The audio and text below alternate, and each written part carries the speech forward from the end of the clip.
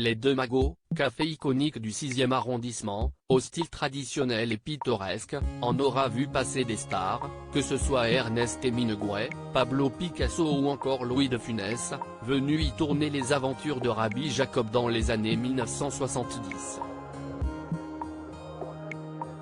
Ce jeudi 15 décembre 2022, ce sont deux personnalités politiques qui ont fait leur apparition au sein de l'établissement, à savoir Valérie Trierweiler et Roselyne Bachelot.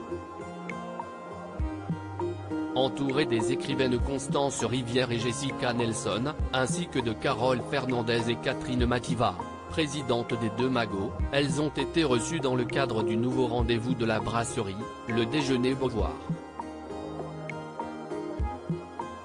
Ainsi, s'y est donc autour d'un délicieux repas qu'elles ont partagé un agréable moment de complicité, le sourire aux lèvres. À noter que l'ancienne première dame portait un haut noir à la fois très chic et très sobre, tandis que l'ex-ministre de la Santé et des Sports était vêtu d'une charmante veste de costume rose bonbon.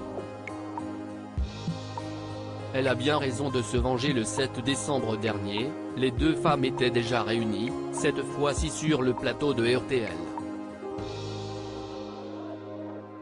Elles avaient notamment échangé au sujet d'Alain Juppé que Valérie Trierweiler a déjà eu l'occasion d'interviewer et de suivre à Bordeaux, lorsqu'il était encore le maire de cette ville. Si est un séducteur avait fait remarquer Roselyne Bachelot à sa collègue, mais celle-ci ne semblait pas du même avis. Je n'ai pas été séduite Roselyne. Vous, je ne sais pas, mais moi non. Avait répondu la journaliste. Il n'a pas de scooter ? Avait alors lâché Bernard Mabille, afin de clore cette séquence avec humour. Ici, il faisait bien évidemment allusion à François Hollande qui avait été pris pour cible, à l'époque où il était en couple avec Valérie Trierweiler, par un photographe alors qu'il rejoignait Julie Gaillet, avec qui il est désormais marié, avec son scooter. À noter qu'à l'époque, Roselyne Bachelot avait pris la défense de Valérie Trierweiler, qui revenait sur cette trahison dans un livre. Elle a bien raison de se venger.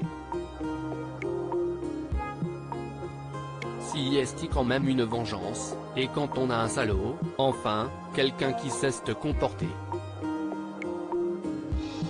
Dans ce sujet et de cette façon, excusez, le mot a dépassé ma pensée, on se venge, avait-elle déclaré dans une émission sur C8.